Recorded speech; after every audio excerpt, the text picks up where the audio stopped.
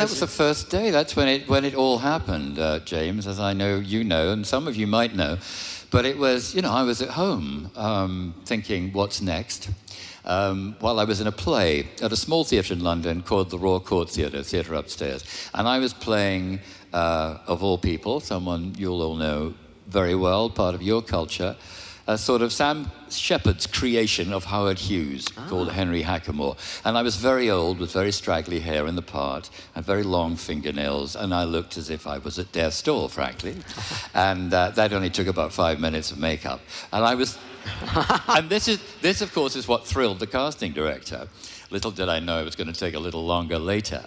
But she came along and saw me in that, and there was an actor already cast as the Emperor, and unfortunately he couldn't take the contact lenses, which were fairly fierce.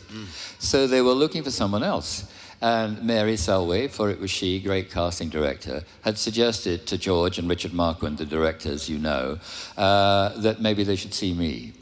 So I got this telephone call one lunchtime from my agent saying that George Lucas would like to see me. Well, just as I was sort of gasping, and picking my jaw back up and trying to reset my face, there was a car outside, and they'd already arrived. So I got in it.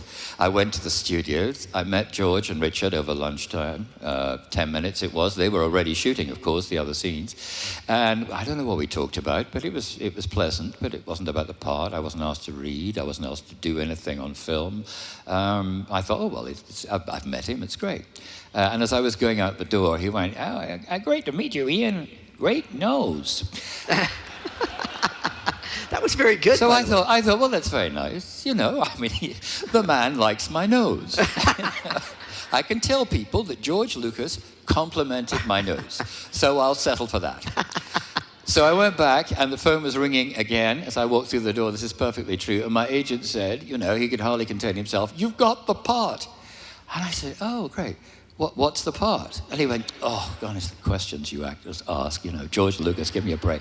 Anyway, he leafed through his notes, and he said, "He's called the Emperor of the Universe." So I said, "Oh, well, I guess we'll be doing it then." And so that was the story of the nose, James. That's the nose. Thank you for that nose story. I also know something about you, that you kind of enjoy the prosthetic makeup and such, the process of that. Yeah, and it was great watching the skill of the people who were involved. And first time round, it was Nick Dudman who went on to do many things, not least to design the whole makeup and prosthetic department of Harry Potter. And in these days, he was working for Stuart and Graham Freeborn, marvelous makeup artists. And to begin with, it took 4 hours, so I'd get up very early and arrive at the studio. And I'd remembered I'd seen that film about Joan Crawford. With Faye Dunaway, Mommy Dearest. Yes, that's right. And she apparently, the film said, I don't know if it was true, that she'd get up very early in the morning and open the ice box, take the ice out and stick her head in the ice. Yes. Because that did great things to her skin. So I thought the most useful thing I could do was open the oven, stick my head in the oven, and that would do a lot for the Emperor. But I didn't do that. You see, that's how undedicated I was. I was younger then. I'm more serious about my work now.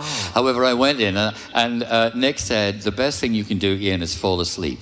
Well, I worked on that, and then I got there. So this is a bit later, though. This is in Australia, I think. Yeah.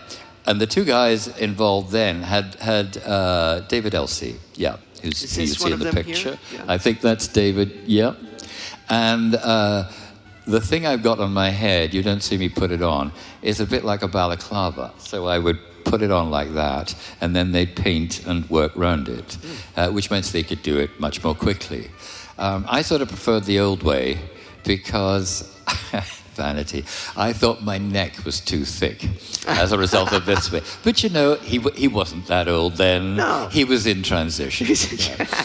And was this a really different process then from Return of the Jedi? Because it did not appear to be the same type of... That's right, and there were in several pieces in Jedi, and this is all one. In Jedi I had cheek pieces there and a head piece.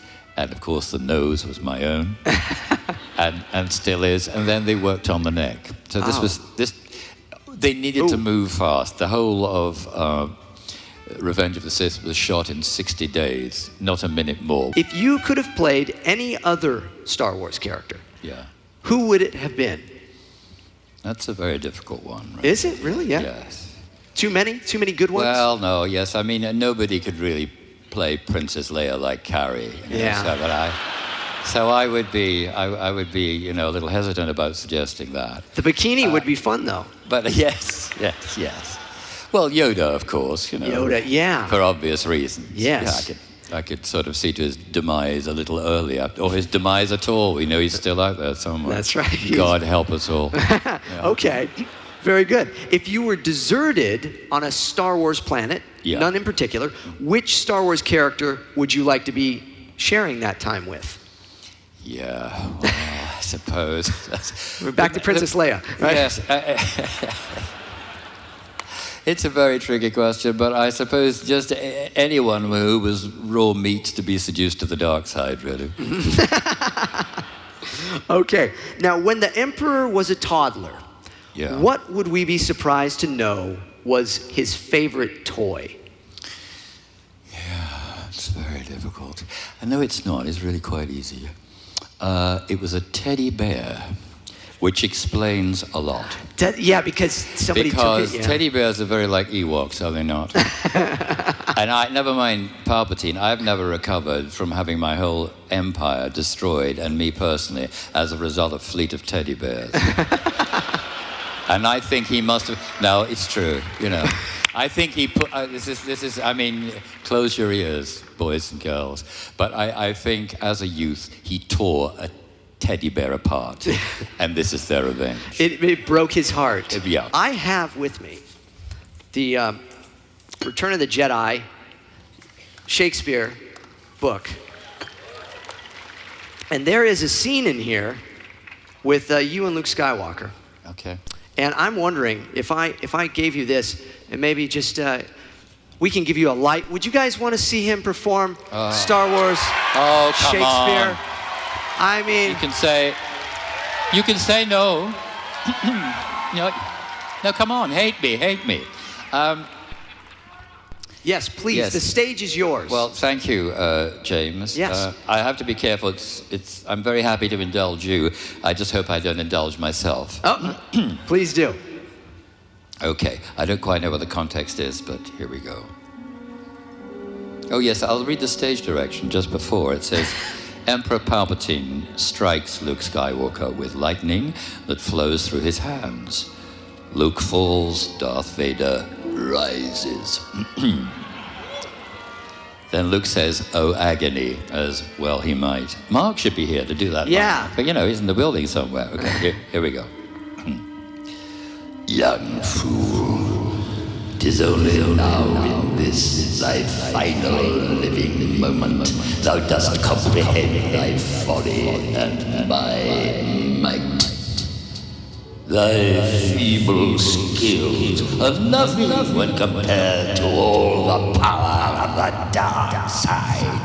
Thou dost pay the rightful price for thy severe and utter lack of vision. Aye, thy debt is due, and I am both thy creditor and thy collector too. What thou hast not repaid with thy belief, I shall exact from thine own flesh. And know what joy it brings to charge thee thus, my payment justly earned, to wound thee, hurt thee, break thee, and at the last, to bring thee to the death that I am owed. Wushu, better kickboxing, kicking boxes. Yeah. And is that what you guys just come out and you kick boxes? Yeah, we just kick boxes. And the farthest, it's like they were playing Angry Birds out here. I don't know if you